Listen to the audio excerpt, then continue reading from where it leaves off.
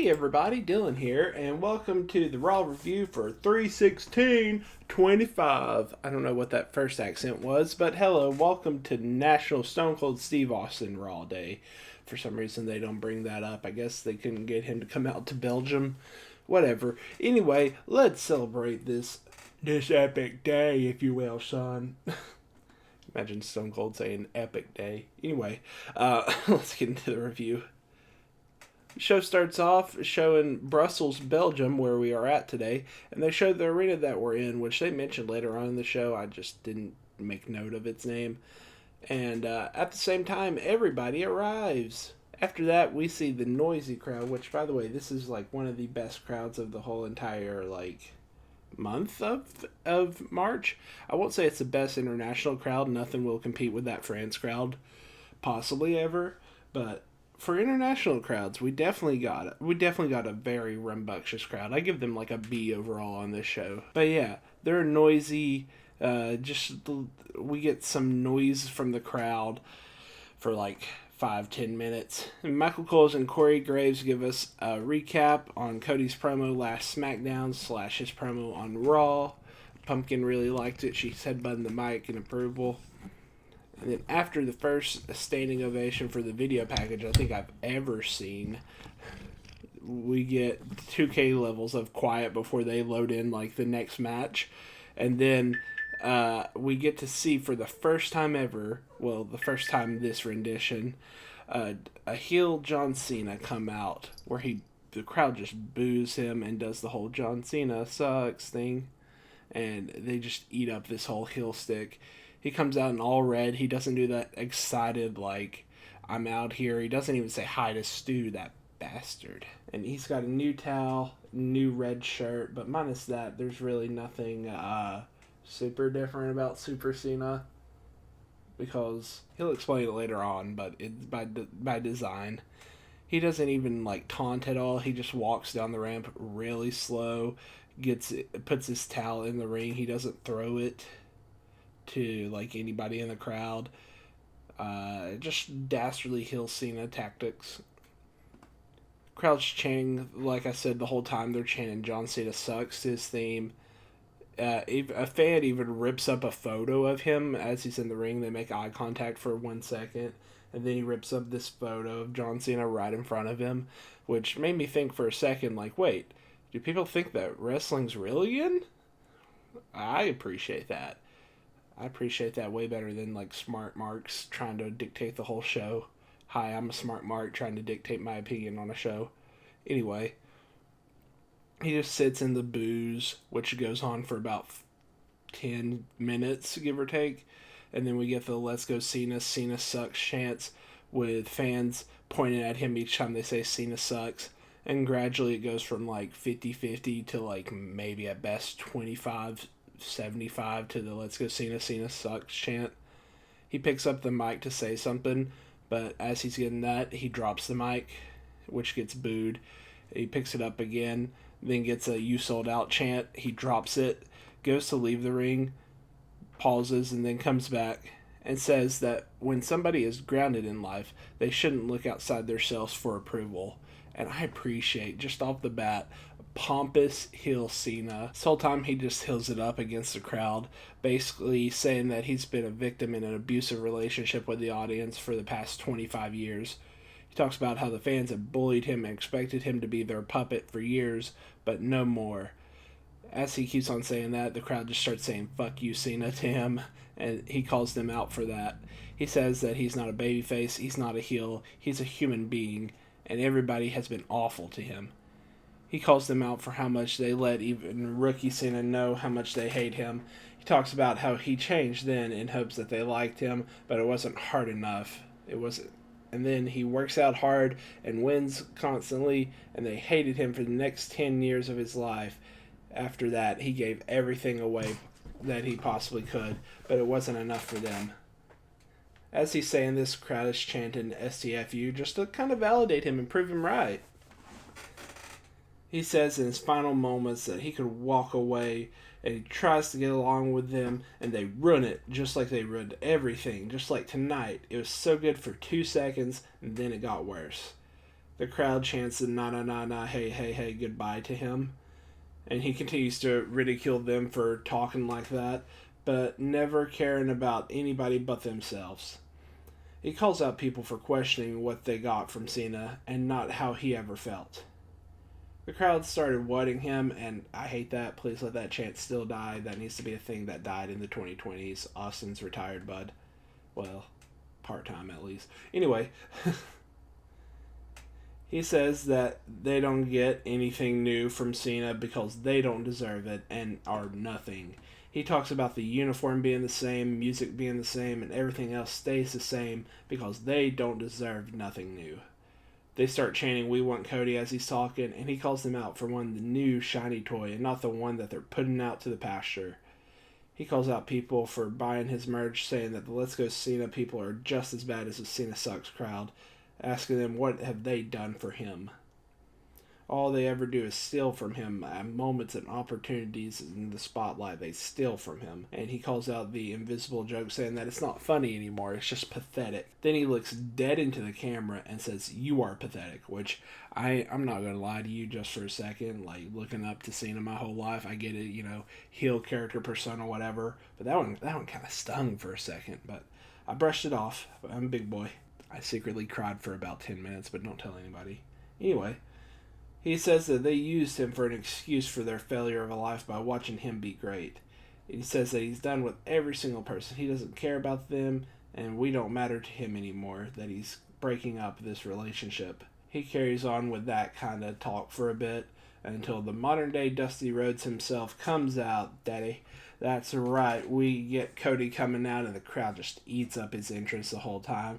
They cheer for him as Cena just sits there in disgust, and he's just waving to people out in the crowd. They had a sick Cody chant. I can't remember it for the life of me right now, just because I've slept since then, but it was so good, and I hope it comes back to the States. Cody says that everybody was willing to hear Cena out, but him saying that they gave him the worst wasn't all that they gave. They also gave him their best, too. Cena tries to say something. He starts off by saying, like, "Listen, kid," but Cody says, "Enough," and that it's not kid, it's actually WWE champion.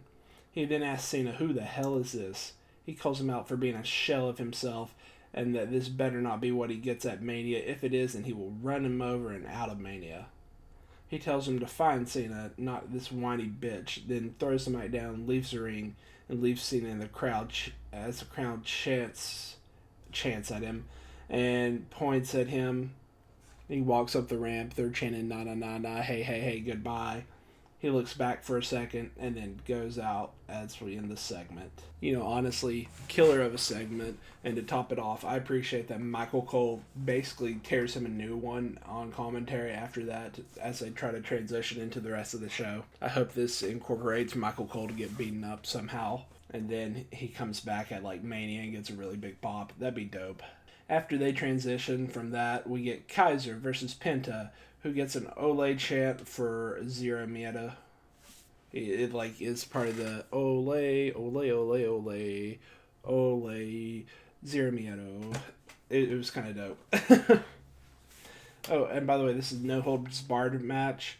I kind of forgot that because they did a lot of sick-ass fighting, but the only weapon they brought out was a steel chair, which honestly, that's enough considering the crowd is at the peak for the Cena match. You can't really, the Cena promo, can't really top that. I mean, come on now.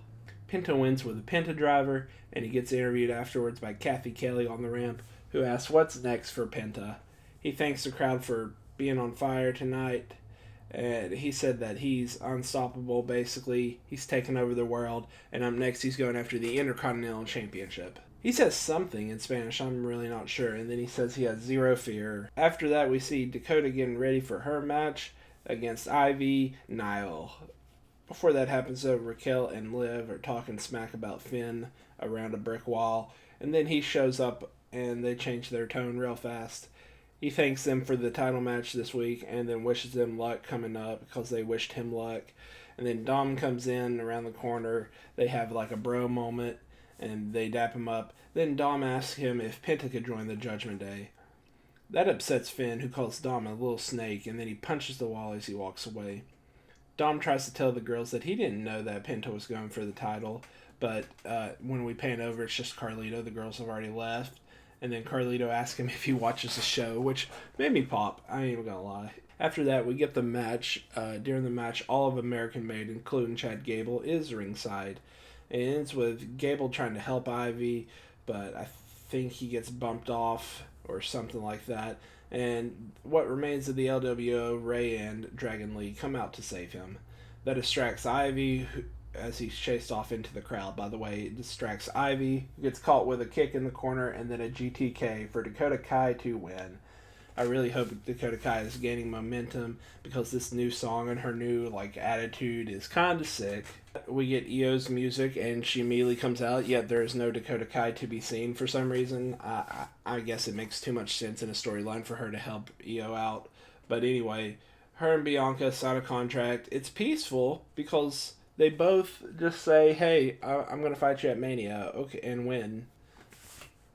I wrote down, by the way, before this even happened, I bet you Rhea will come out and add herself to the match. Which, spoiler alert, after they have their little peaceful back and forth where they say their piece and then sign the contract, Rhea Ripley comes out. Who saw that one coming? And I ain't even gonna lie to you, I'm just kind of getting tired of them giving her the female edition of Super Cena push. I'm kind of souring on this, but you know what? Their show, not mine. Anyway, as she's walking to the ramp, Pierce calls for some refs to come out to hold her back. Rhea says that she's here to get revenge on that slap. They talk smack to each other, her and Bianca does, until they're face to face in the middle of the ring talking smack. Iyo tries to say something, but Bianca shoves her, and then Rhea headbutts her onto the table. Then power bumps Iyo onto the table, but unfortunately the table does not break because it was gimmicked for heavier weight, I guess. Rhea then gets the contract and signs it and walks away with it. We see Pierce chasing after her, and that's the end of that segment for now. We then see Jey Uso walking backstage as he cuts a promo on Theory and says that at Mania he's going to defeat Gunther, basically. He asks for his music to be played so he can come out, and Gunther cuts him off before he walks out. Talks smack to him until Jay shoves him, and they go out of the ring. Jay shoves him and says, I'll see you out there, and walks out to the ring, does his little yeet thing, and then takes on Theory where Jay wins in basically a minute. It was a modern day squash match. He super kicks Waller afterwards, dives on them both, but his feet get caught on the top rope. He rolls back in the ring afterwards, being like, yeah, I did it, whatever. And Gunther chokes him in the ring. Jay reverses it by shoving his noggin into the top turnbuckle, and then fights back. He takes the title off of Gunther's waist. That irritates the Angry Bull, so just like an Angry Bull would, he runs towards Jay, who's near one of the ropes. He pulls down the rope and sends Gunther flying outside the ring. Yeah, it was a really weird segment, but he starts taunting him with the title on the top turnbuckle and then throws it at Gunther, who ends up missing, catching the title. It's weird. Just a weird... Hello, my voice? Okay, now as I was saying, I don't know what happened there. But anyway, that was a weird segment. But thankfully we're at the end of that segment. I hate to say it, I can't wait till this title match happens so they stop this. They send it to a promo package for Bron, Breaker, and Finn Balor. And it's your typical, Breaker's badass, and look at all this cool shit that he's done. Alright, well, Finn's gonna stop him, or is he? When we come back from the ad, Pierce and Rhea are arguing backstage about the contract until he demands for the contract. And then the other girls come into shot, and all three of the girls brawl, with Rhea ended up, standing on top away from them. She ends up beating them down and walks away. And Pierce tells her to leave as a referee's trying to tell her the same thing, but she's, not taking shit from the ref. And that's how we end the segment. We then get the Creed brothers against Ray and Dragon Lee for some reason, instead of it happening, after that Ivy Nile match. I don't understand. Anyway, the mysterious luchador ends up attacking after the match, which, by the way, the LWO ends up winning it. After the match, the mysterious luchador, like I was saying, ends up attacking Ray and Lee, and they end up giving a diving headbutt, which, by the way, I just do not want to ever approve of anybody ever doing again. Please stop this move. Not even from the fact that, the whole connection to Benoit thing. It's the fact that literally Harley Race warned people, or was it? It was either Race or the Dynamite Kid warned people not to do it because of what can happen if you do the diving headbutt constantly. So unless they found a safe way to do it, I don't think this move should be done anymore. We should just leave it as a thing in the past. Anyway, that's my 2 cents. As I'm trying to talk, commentary tries to wrap that up, and then shows last week's main event with Seth Rollins getting pulled out by Roman and all that. Then Seth comes out with his sick green graphics that, honestly, I don't see green used enough for the graphics, so I appreciate it. It's always welcomed in my mind. Alright, he does his, welcoming stick, then thanks the crowd chant for CM Punk. Then Seth says he's going to talk about him in a second, but he's going to talk about why he doesn't understand why Roman got revenge on him. Or, sorry, he does understand why he did. But after all these years, he still can't come up with a plan that makes sense. He has to rely on Seth to come up with that plan. He talks about how the details were perfect until he didn't take into consideration CM Punk. And he talks about if he only had a few more seconds with Punk, Seth did, he would have finished his career and taken care of Punk's if Reigns just had waited. But like always, he's here to clean up Reigns' mess. He talks about Reigns and Punk being on SmackDown, so maybe he'll show up then to make it a little bit more interesting. As far as tonight's concerned, though, this crowd's been special, so why don't they sing him out for the show? Which they do. They sing him out. He says he'll see him on SmackDown next week. They run down next week's card for Raw, and then we see an interview from AJ Styles about the Paul brother, but thankfully the crowd tells him how phenomenal he is first. And as he's trying to talk, Cross comes in.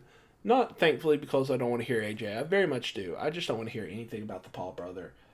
But anyway, Cross comes into the picture and tries to be a devil on his shoulder, and it works for a second, but AJ's like, nah, I don't want to hear any more of this. Then we go to the main event with Finn Balor's Booty Slapping Demon remix playing to introduce him as he's going against Bron Breakker for the IC Championship. They have a 30-minute main event banger, which I think Breakker is great at selling. For a second there, I thought he legitimately got injured when Dom pulled him on he pulled him down from the top rope onto the rope, and then, which, by the way, inadvertently cost Finn Balor the match because it ended up low blowing him on the top. I thought Breakker was actually hurt for a second because I didn't see him put his arm up beforehand, and the way he's selling at the end, it looks like somebody who actually got their ear messed up. But thankfully, he's just a great seller.